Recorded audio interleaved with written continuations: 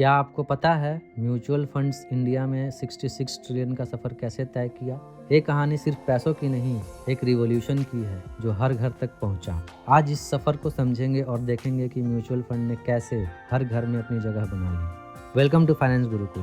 मैं हूं अविनाश और ये है हमारी series mutual fund made easy.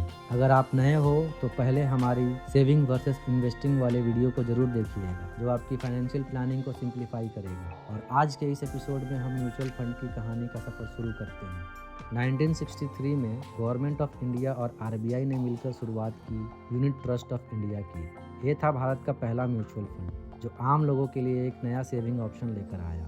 1964 में लॉन्च हुआ यूनिट स्कीम्स 1964 जो एक ह्यूज सक्सेस था। इस स्कीम ने रिस्क न लेने वाले उन निवेशकों के लिए शेयर बाजार के रास्ते खोल दिए जो शेयरों में सीधे निवेश करने से झिझक रहे थे। सोचिए, लोग बिना स्टॉक मार्केट का रिस्क लिए अपने पैसे ग्रो कर सकते थे। तब यूटीआई का AUM asset under management 6,700 crore तक पहुंच गया था। यह एक नई शुरुआत थी फाइनेंशियल प्लानिंग के लिए, जहां आपके पैसे प्रोफेशनल फंड मैनेजर्स संभालते थे। मुझे याद है जब मैंने अपना पहला SIP स्टार्ट किया था, उस टाइम यह एक स्मॉल स्टेप लगता था, बट आज एक बड़ा माइलस्टोन बन गया है। शायद उस टाइम के इन्वेस्टर्स को भी यूटीआई स्कीम में इन्वेस्ट करने पर वैसा ही इम्पैक्ट फील हुआ होगा। अब हम लोग देखेंगे public sector expansion of mutual fund industry. 1987 का दौर आया और पब्लिक सेक्टर बैंक ने म्यूचुअल फंड में अपना रोल प्ले करना स्टार्ट किया और SBI mutual fund, LIC mutual fund जैसे बड़े नाम आए। इससे ट्रस्ट फैक्टर बढ़ा और इन्वेस्टर्स को अपने बैंक के थ्रू इन्वेस्ट करने का ऑप्शन मिला। कंपटीशन के साथ चॉइसेस भी बढ़ने लगी और AUM बढ़कर 47,000 करोड़ तक पहुंच गया, लेकिन पेनिट्रेशन अभी भी कम थी। अगला बड़ा स्टेप्स तब आई जब प्राइवेट कंपनीज ने एंट्री की। 1993 में सेबी ने म्यूचुअल फंड रेगुलेशन लागू किया जो एक गेम चेंजर था।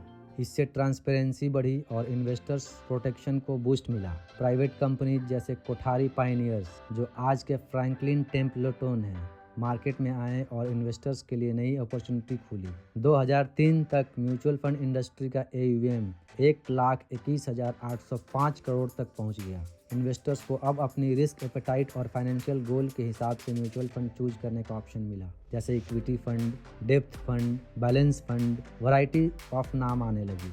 2003 के बाद एक नई एरा शुरू हुआ डिजिटल रिवॉल्यूशन के साथ।